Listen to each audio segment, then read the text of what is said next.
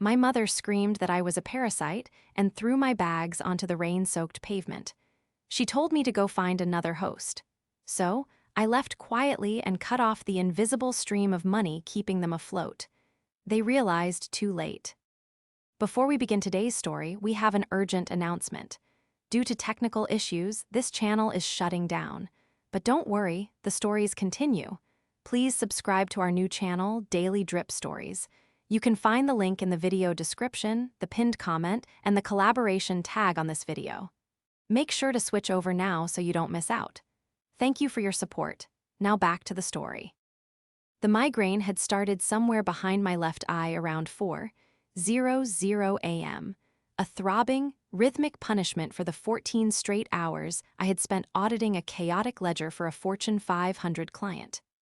I was a senior forensic accountant, a title that usually commanded respect in the corporate world, but in the hallway of my childhood home, it apparently meant nothing. I was in my pajamas, flannel pants, and an oversized t-shirt, clutching a mug of lukewarm tea when the front door slammed open. It wasn't just a slam, it was a declaration of war. Brenda, my mother, stood there, her face flushed a blotchy, violent red that clashed with her pristine garden club cardigan. She was vibrating with rage, a physical tremor that shook the fake pearls around her neck. Beside her stood my father, Gary, looking at the floor, studying the scuff marks on the hardwood as if they contained the secrets of the universe. He was making himself small, a survival tactic I knew well. "Get out," Brenda hissed. It wasn't a scream yet. It was a low, pressurized whisper, like steam escaping a cracked pipe. I blinked, the light from the open door stabbing at my headache. "Mom, what are you talking about? I'm working." "Working?" she laughed, a sharp barking sound that had no humor in it. "You call sitting in your pajamas at 2 in the afternoon working?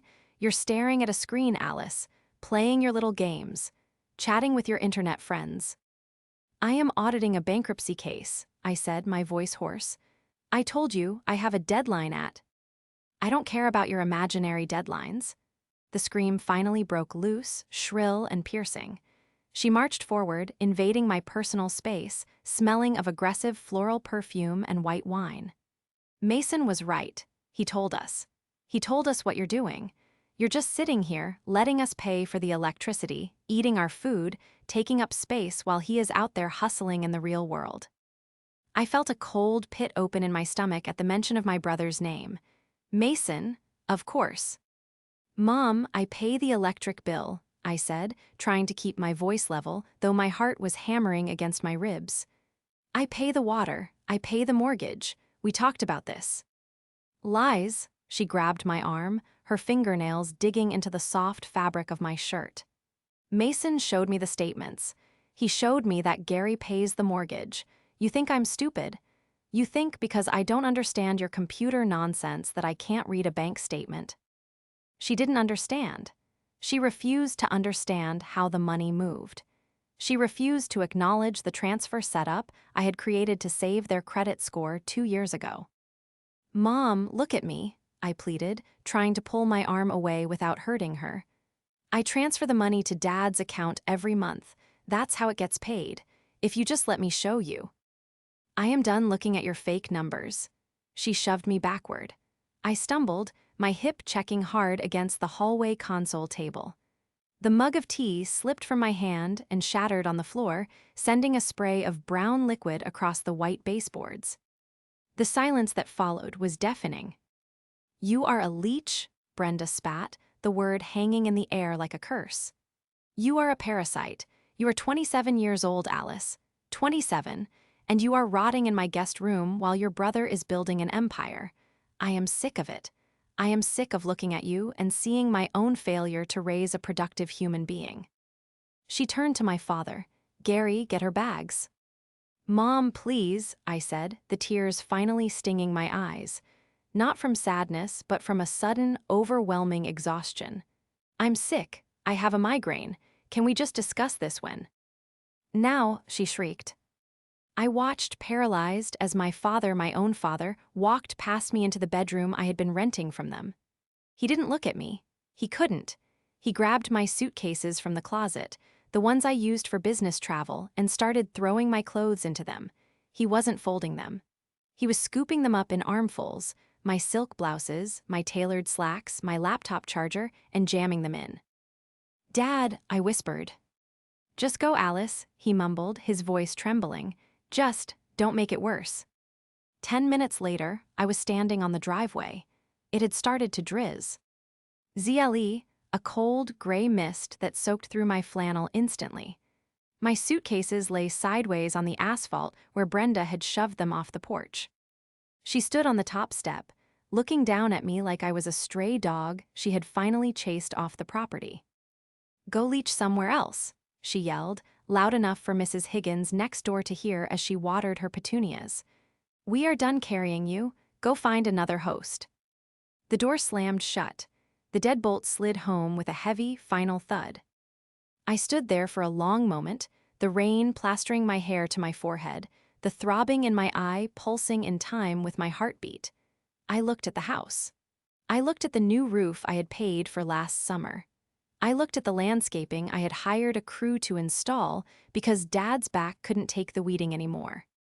I reached into my pocket and pulled out my phone. The screen was wet, but I wiped it on my shirt. I saw a text from Mason. "Don't worry, sis. I'll turn your room into a home office. I need the space for my deals. Tough love, lol." I stared at the message. A strange sensation washed over me. The panic was fading, replaced by a cold, clinical clarity, the same feeling I got when I found a discrepancy in a ledger that everyone else had missed. The betrayal was worse than the diagnosis of homelessness itself. It was the absolute erasure of my existence, of my sacrifice. But as I stared at the closed door, I realized something that Brenda, Gary, and Mason had all failed to account for.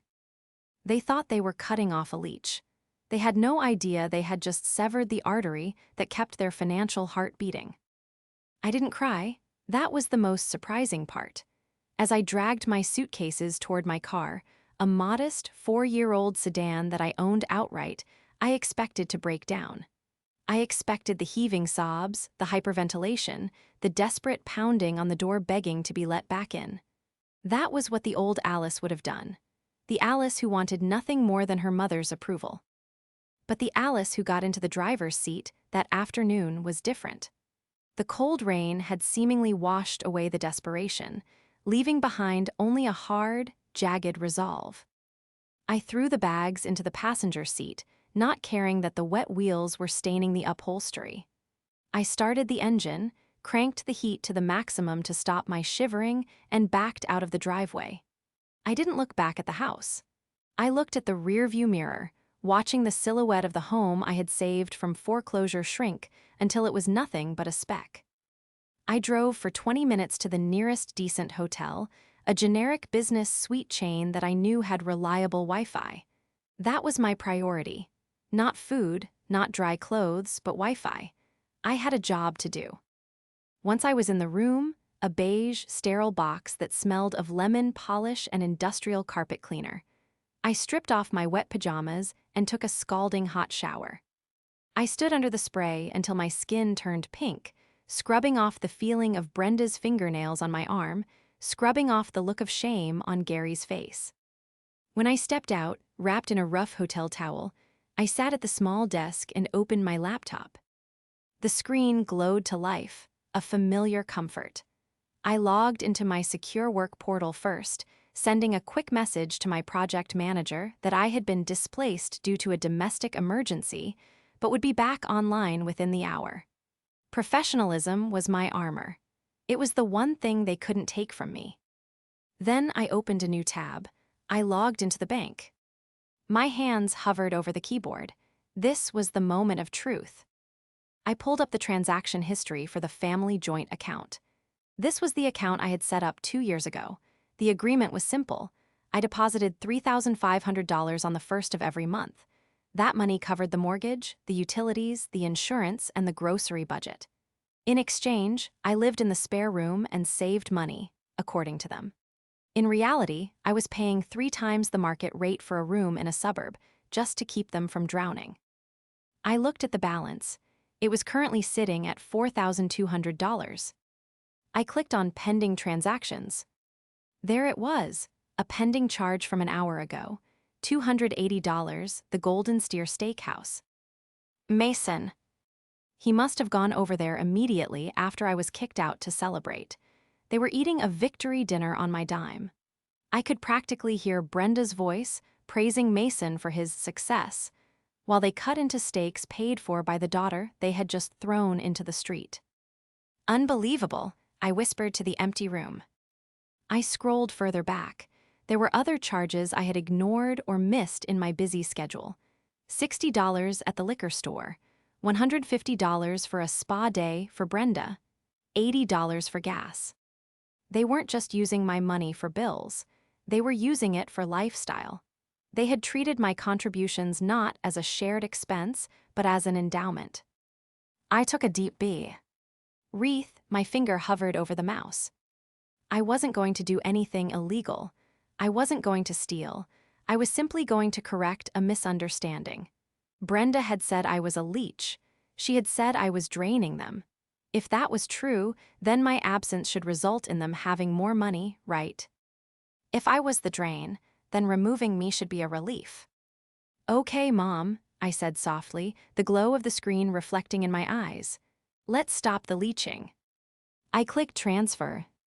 I moved the entire balance of $4,200 out of the joint account and into my personal, high-yield savings account, an account they didn't know existed.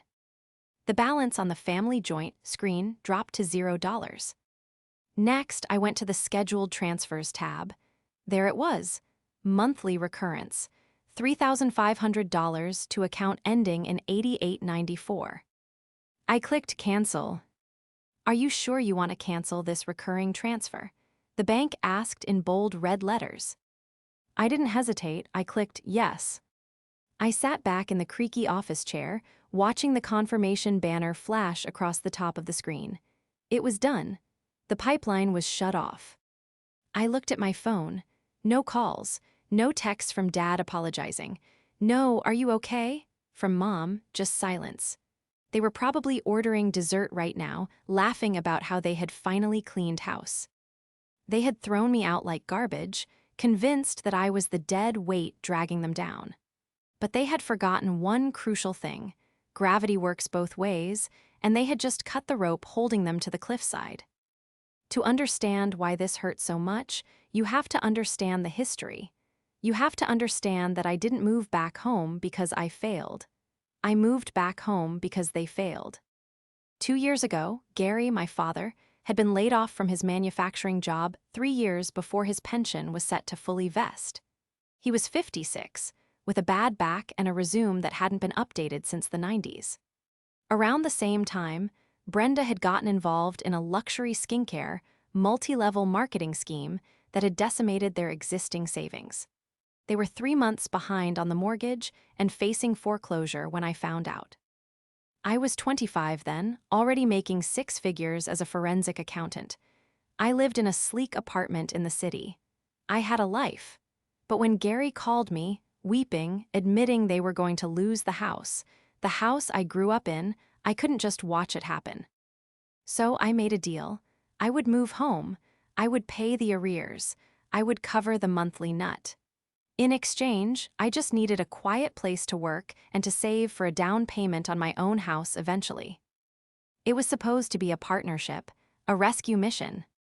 But then, Mason came back into the picture. Mason is 5 years older than me. In high school, he was the quarterback. He was the charming one, the one who could talk his way out of a speeding ticket, the one Brenda doted on with an obsessive intensity. But charm doesn't pay bills, and Mason never quite grasped the concept of consequences. He floated from business venture to business venture. He sold solar panels, scam. He tried to launch a crypto coin, rug pull, and now he was a real estate mogul. This meant he leased a BMW 5 Series he couldn't afford, printed glossy business cards, and wore suits that were a little too shiny. He hadn't sold a single property in 6 months. I knew this because I had looked him up. It's what I do. I find the truth in numbers. But to Brenda, Mason was a god. He looked the part. He left the house every morning at 9 a.m. in a suit, driving a BMW. To her, that was success. Me, I stayed in my room, I wore sweatpants. I didn't have a flashy car because I didn't see the point in depreciating assets. To Brenda, this meant I was struggling. It meant I was depressed. It meant I wasn't trying. Mason fed this narrative. He watered it like a poisonous plant. "Alice is looking a little rough, Mom," he would say at Sunday dinner, swirling his red wine. "Is she still doing that data entry thing? It's a shame. She had so much potential in school." "It's forensic accounting, Mason," I would correct him, cutting my roast beef. "I'm currently investigating a $20 million embezzlement case." Mason would just chuckle, a condescending sound that made my skin crawl.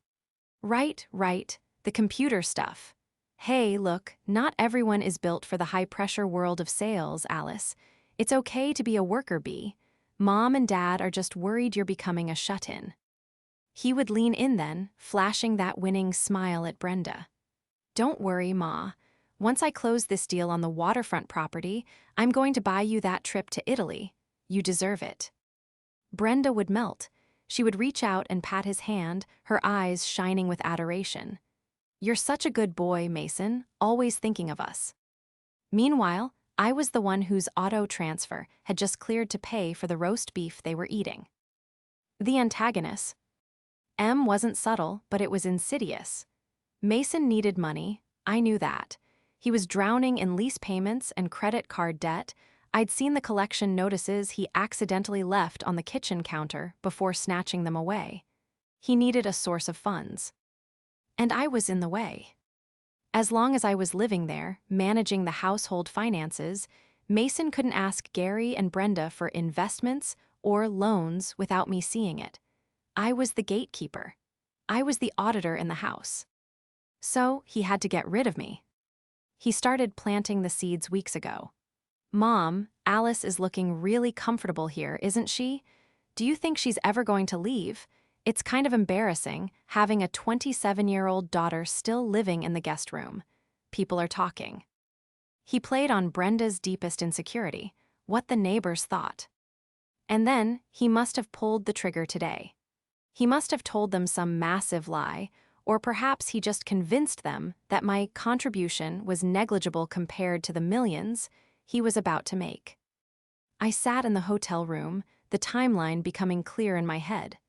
Mason wanted access to Gary and Brenda's equity. He wanted to refinance the house or take out a HELOC to fund his lifestyle. I had blocked that possibility every time it came up. With me gone, there was no one to stop him. But there was also no one to pay the mortgage next week. I pulled up a new window on my laptop. I searched for Mason last name, real estate license. Status probation, pending review. I smiled, a cold, humorless expression. He was already in trouble, and he had just manipulated our parents into firing their only safety net. He thought he had won. He thought he had cleared the board. But all he had done was remove the only person who knew how to play the game. The first 48 hours in the hotel were a blur of caffeine, room service club sandwiches, and the blue light of my monitors. I hadn't just opened my laptop. I had turned that generic hotel suite into a command center. I requested a second monitor from the front desk, claiming it was for a critical business conference, and set up a workspace that rivaled my actual office. I wasn't crying anymore. The part of me that was the hurt daughter, the little girl who just wanted her mother to love her, had been shoved into a mental lockbox. In her place sat the senior forensic accountant, the woman who dismantled corporate fraud schemes for a living, the woman who could find a missing penny in a billion-dollar ledger. I wasn't investigating a stranger this time. I was auditing my brother. I started with what I knew. Mason claimed to be a senior partner at a boutique real estate firm called Apex Realty Group. He had given Brenda a business card once, thick cardstock with gold foil lettering. I remembered the logo. I pulled up the state's business registry database. I typed in Apex Realty Group. No results found. I tried variations: Apex Real Estate, Apex Holdings, Apex Partners. Nothing. I sat back, sipping the bitter hotel coffee. Okay, Mason, let's see who you really are. I switched tactics. I ran a search on his personal information. Public records are a terrifying thing if you know how to navigate them. I pulled his credit history, his civil court records, and his vehicle registration data. The BMW 5 Series, the one Brenda fawned over, the symbol of his empire. It wasn't leased. It was a long-term rental from a peer-to-peer car sharing app, rented week to week at an exorbitant rate. The owner of the vehicle was a guy named Steve in a neighboring county. Mason wasn't building equity or even credit. He was burning cash to rent an image. Then I found the lawsuits. 3 small claims court filings in the last 18 months. 2 were for unpaid services, a web designer and a caterer, and 1 was from a former landlord for excessive damages and unpaid rent. The total judgment against him was over $12,000.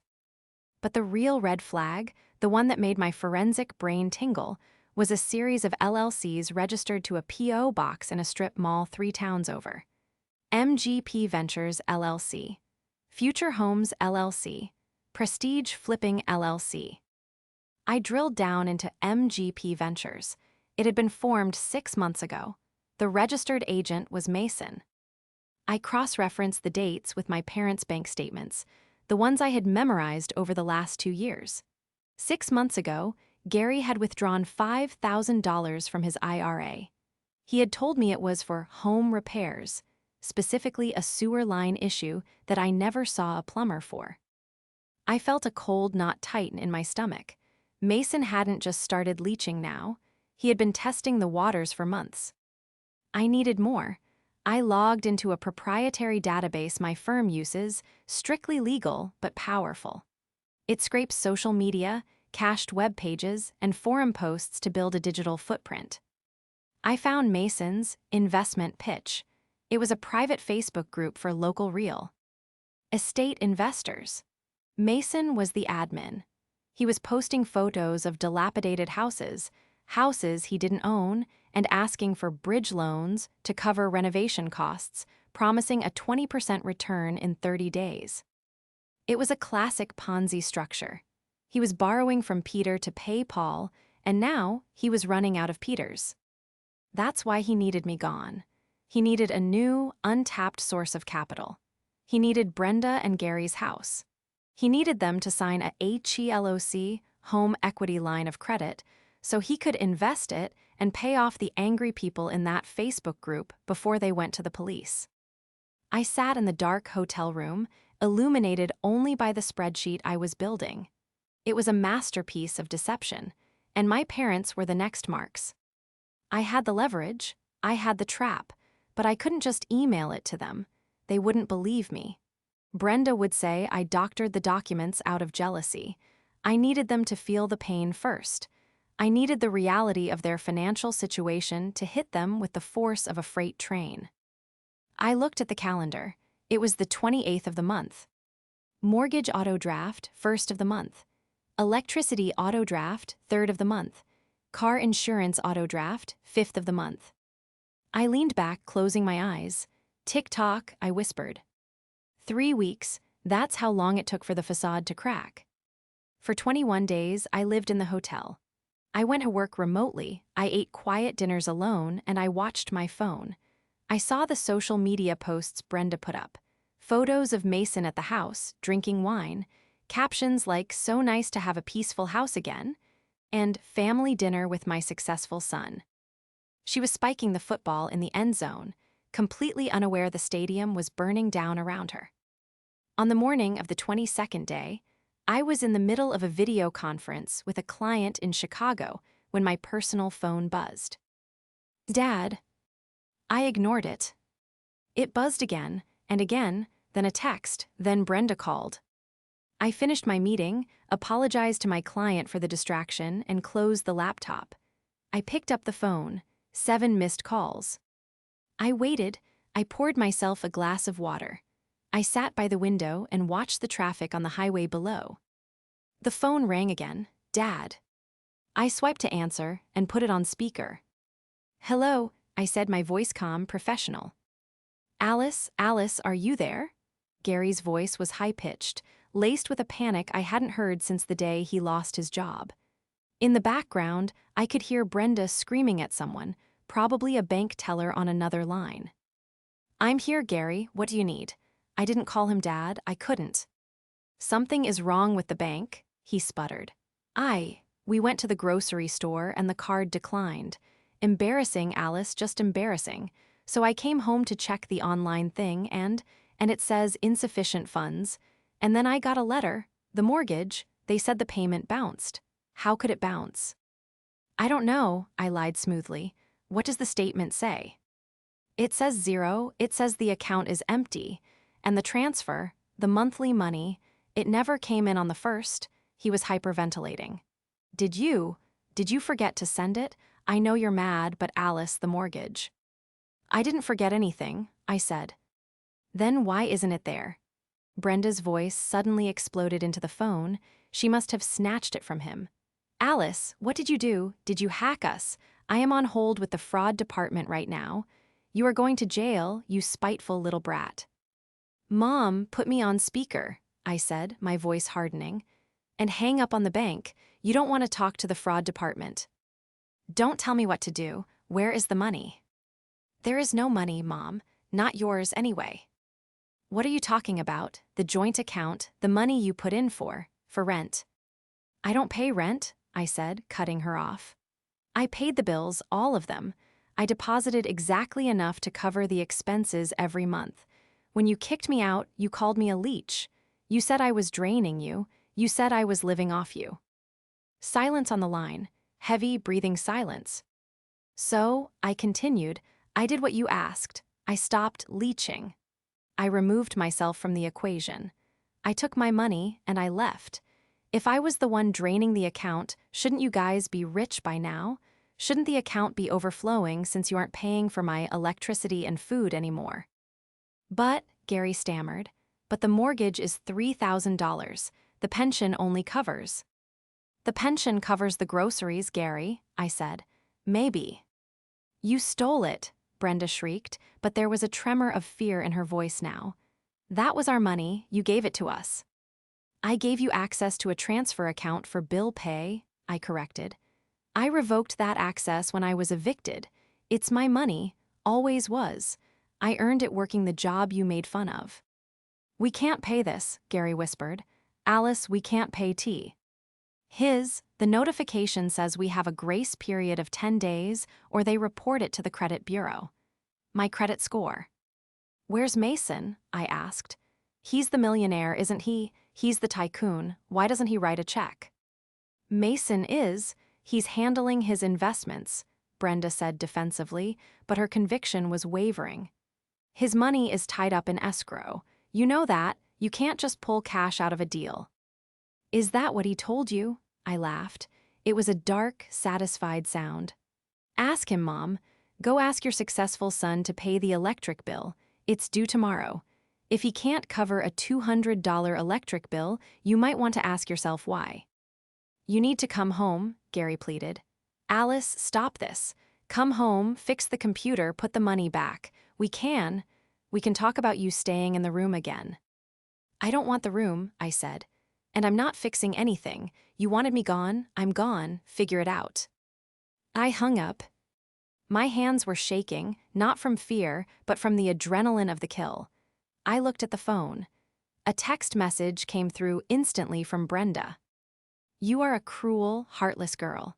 Mason is going to fix this, and when he does, you will never be allowed in this house again." I typed back 3 words, "Ask the Leech." Then I blocked her number for the rest of the day. The fallout was immediate, but not in the way Brenda expected. I kept tabs on the house through the only utility I hadn't cut off access to, the smart meter for the electricity. I had installed the app on my phone years ago. I could see their usage in real time. 3 days after the call, the usage pattern changed. The AC unit, which Brenda usually kept at a frigid 68 degrees, stopped cycling. The usage dropped to almost nothing. They were conserving power. They hadn't paid the bill. they were scared. But Mason was making his move. I knew he would. I received an email alert from a credit monitoring service I had set up for my father years ago, part of the Fixing Their Finances project. Alert: New Hard Inquiry. Lender: Quick Cash Mortgage Solutions. Applicant: Gary last name. Mason was trying to get them to refinance. He was trying to pull equity out of the house to pay the bills I had stopped paying, and undoubtedly to pocket the rest. I needed to move fast. If that loan went through, they would lose the house for real. Mason wouldn't make the payments, and the bank would foreclose within 6 months. As much as I wanted them to learn a lesson, I didn't want them homeless at 60. I just wanted Mason destroyed. I called in a favor. I had a contact, Sarah, who worked in the fraud division of a major regional bank. We had collaborated on a case last year involving a corrupt CEO. "Sarah, it's Alice," I said, cradling the phone against my shoulder as I paced the hotel room. "I need a background check on an individual. Informal. I just need to know if there are any active SARS, suspicious activity reports, filed on him." "Alice, I can't give you specifics," Sarah warned, though her tone was warm. "I don't need specifics. I just need to know if I'm right. Name is Mason last name, operating under MGP Ventures." I heard typing on the other end, a long pause, then a low whistle. "Alice," Sarah said, her voice dropping. "Stay away from this guy. He's radioactive. We have him flagged for check kiting and potential wire fraud. He's been moving small amounts of money between 4 different banks to artificially inflate balances. It's sloppy, but it's illegal. And, wait." "What?" "There's a flagged transaction from last week, an attempt to deposit a check for $50,000. It bounced hard. The check was from a Future Homes LLC, which is also him. He tried to pay himself with his own fake money." "He's broke," I said. "He's worse than broke," Sarah confirmed. "He's underwater. If he owes the wrong people, he's in physical danger." I thanked her and hung up. This was it, the smoking gun. Mason wasn't just a failure. He was a criminal in the making. And now he was trying to drag my parents onto the sinking ship by using their credit to plug the holes in his hull. I spent the next 2 days assembling the dossier. It was a physical binder this time. I printed everything. The rental agreement for the BMW. The court judgments for the unpaid bills. The Prestige Properties, LLC filings showing 0 assets. The screenshots of his investment, Ponzi scheme group. And finally, the credit inquiry notification showing he was trying to mortgage their home. I was ready, but I couldn't just mail it to them. They would burn it. They would let him talk his way out of it. Oh, these are just fake papers Alice made up because she's jealous. I needed an audience. I needed a witness they couldn't ignore. I checked Facebook. My Aunt Carol, Gary's sister, a no-nonsense woman who had never liked Brenda's spending habits, posted, "Can't wait for the anniversary barbecue this Saturday. 35 years, Gary and Brenda, we love you." Of course, their 35th wedding anniversary. They were throwing a party. A party they definitely couldn't afford, likely put on a credit card that was about to max out. Mason would be there, playing the role of the doting, successful son, probably making a toast about how he was going to take care of them forever. It was perfect. I looked at the binder sitting on the hotel desk. I labeled the spine with a single word: reality. I packed my bag. I wasn't going to that barbecue to eat a burger. I was going to perform an audit. And this time, the results were going to be public. The driveway was full, not with luxury cars, but with the sensible sedans and SUVs of my extended family. I had to park my car 3 houses down in front of the Higgins place. As I walked up the street, carrying nothing but my purse and the thick, black binder, I could smell the charcoal smoke. It was a smell that used to mean safety, summer, and family. Now it smelled like a cover-up. I walked up the driveway, the gravel crunching loudly under my heels. I wasn't sneaking in. I was arriving. The gate to the backyard was open. I stepped through, and the scene was almost grotesque in its normalcy. There were balloons tied to the deck railing, silver and gold for the 35th anniversary. There was a banner that sagged in the middle. Uncle Jerry was manning the grill, flipping burgers. My cousins were drinking beer from a cooler. And there, in the center of it all, holding court at the patio table, was Mason. He was wearing a linen suit that was entirely inappropriate for a backyard barbecue, a glass of champagne in his hand. Brenda was sitting next to him, beaming, wearing a new dress that I knew she couldn't afford. Gary sat on the other side, looking pale and diminished, nursing a soda. And that's why, Mason was saying, his voice projecting for the crowd, I told the developers, look, if you want the land, you have to pay the premium. And boom, just like that, another $20K in the pocket. The family murmured appreciatively. So, Mason continued, raising his glass higher, I want to make a special announcement for Mom and Dad. You guys have supported me through everything. You believed in the vision. So, as a thank you, I've booked it. The Amalfi Coast. 2 weeks, first class. Brenda gasped, her hands flying to her mouth. Mason, oh my God, Gary, did you hear that? Italy. The guests started to clap. Uncle Jerry whooped from the grill. That's a lie, I said. My voice wasn't loud, but it cut through the applause like a knife. The clapping died down instantly. Heads turned. Brenda froze, her hands still covering her mouth, but her eyes went wide with horror. Alice, Gary stood up, knocking his chair back. Alice, what are you doing here? I walked onto the patio. The silence was heavy, suffocating. I didn't look at my parents. I looked directly at Mason. His smile faltered, just for a second, before he plastered on a look of pitying condescension. Alice, Mason sighed, shaking his head. Look, we didn't invite you for a reason. We didn't want a scene. You look tired. Are you okay? Italy, I asked, stopping at the edge of the table. You booked a trip to Italy. With what card, Mason? The Amex that went to collections in February, or the Chase card that you maxed out on the rental fee for that BMW parked out front? Excuse me, Mason laughed, but his eyes darted to the side. Mom, get her out of here. She's having a breakdown. This is embarrassing. You leave, Brenda shrieked, standing up to block me. You get out of here, Alice. You are just jealous because your brother is generous and you are a stingy, miserable little. I'm not the one trying to mortgage your house, Mom, I said, stepping around her. I dropped the binder onto the glass table. It landed with a heavy, authoritative thud that rattled the silverware. What is that? Aunt Carol asked, stepping forward from the group. She was the matriarch of the extended family, a woman who had run her own bakery for 40 years. She knew nonsense when she saw it. That, I said, pointing to the binder, is an audit. Don't touch that. Mason lunged for the binder, his veneer of cool detachment shattering instantly. That's private property. You hacked my accounts. I was faster. I flipped the binder open to the first page, the colorful, damning graph I had created that morning. This is public record, Mason, I said calmly. I turned to Aunt Carol. Aunt Carol, you see that document? That is a rental agreement from DriveShare Elite.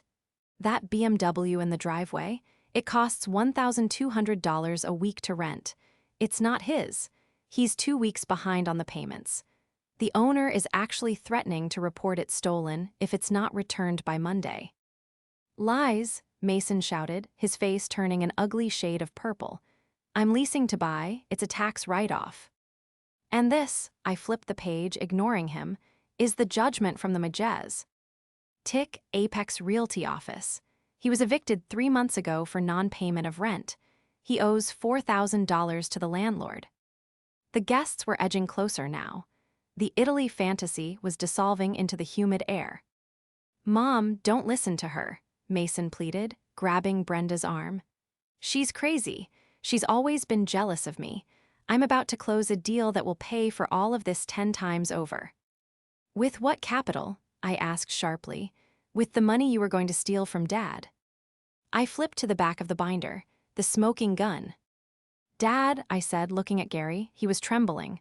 Look at this, please. I pointed to the document. Quick Cash Mortgage Solutions. Borrower, Gary last name. Co-borrower, Mason last name. Loan amount, $150,000 against equity. He applied for this 3 days ago, I said, my voice softening. He used your social security number, Dad. He was going to put a lien on the house. The house you worked 30 years to pay off. He wasn't going to send you to Italy. He was going to use that money to pay off the people threatening him in his investment group and leave you with the debt. Gary stared at the paper. He reached out a shaking hand and touched the signature line. It was a digital signature, a clumsy forgery of his own name. I didn't sign this, Gary whispered. I know, I said. It was a bridge loan, Mason screamed, backing away as Uncle Jerry stepped closer to him. It was just for a few weeks. I was going to pay it back with interest. I was doing it for the family, to save us. To save us? Gary looked up, his eyes wet but suddenly clear. You told me Alice was the leech. You told me she was draining us, but she was paying the bills, and you tried to sell my house. Dad, listen, Mason started. Shut up, Gary said. It wasn't a scream. It was a low, broken command. Shut up, Mason. Brenda was sobbing now, clutching the edge of the table. She looked at the binder, then at Mason, then at me. The reality was fracturing her carefully constructed world. But the trip, she whimpered, the success. There is no success, Mom, I said gently. It's a Ponzi scheme. He's broke. He's been broke for years. I'm the only one who has ever put actual money into this house. I closed the binder. I didn't come here to fight, I said to the silent crowd. I came here to make sure my parents didn't sign a document that would leave them homeless. Happy anniversary. I turned and walked toward the gate. Alice, wait, Gary called out. I didn't stop. I walked out of the backyard, past the leased BMW, and down the street to my car.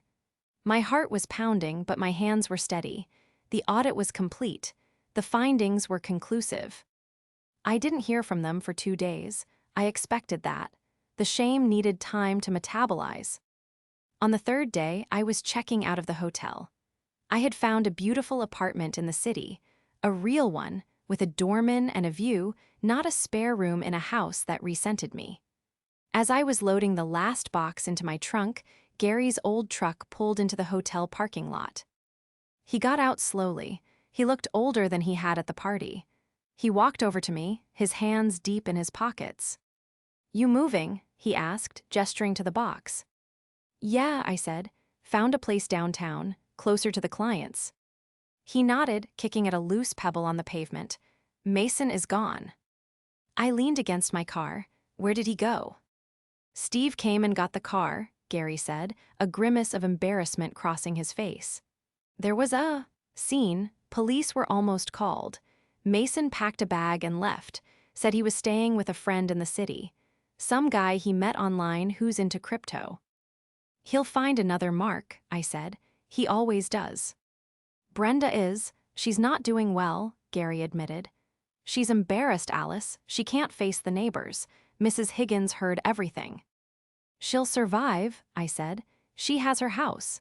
I stopped the loan application. I flagged his name with the credit bureaus as a fraud risk. He can't use your info again.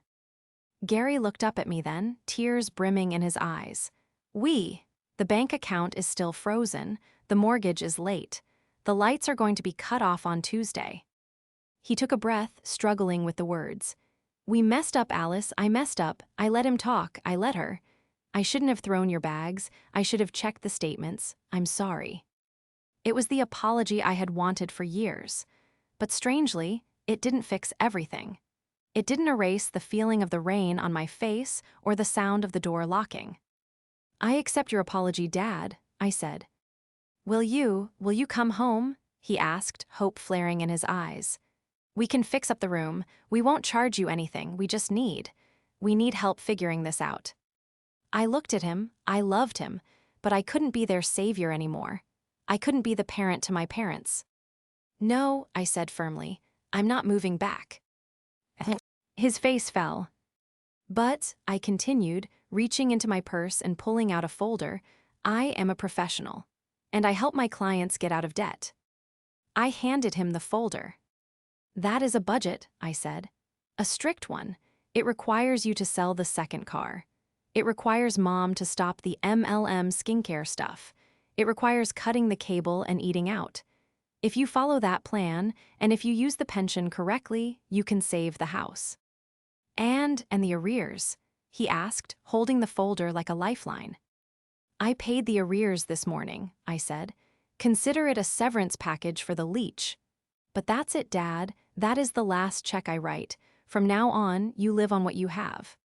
He nodded, understanding the new boundaries. He stepped forward and hugged me, a fierce, desperate squeeze. Thank you, Alice. I'm proud of you. I really am. I know, I said into his shoulder. I watched him drive away, the truck sputtering slightly as it turned onto the main road. I got into my own car, the engine purring to life. I drove to my new apartment, unpacked my boxes, and set up my desk by the window overlooking the city skyline. I opened my laptop and logged into my bank account. Balance healthy, status independent. My phone buzzed, a text from Brenda. Thank you for paying the mortgage. We are following the budget. I miss you. I looked at the message for a long time. I didn't text back, I miss you too. I didn't text back, it's okay. I texted back, stick to the spreadsheet, Mom. I'll see you at Thanksgiving. I put the phone down and turned back to my work. The audit was closed. The Leech was gone, the real one and the metaphorical one. And for the first time in my life, my balance sheet was perfectly, beautifully balanced.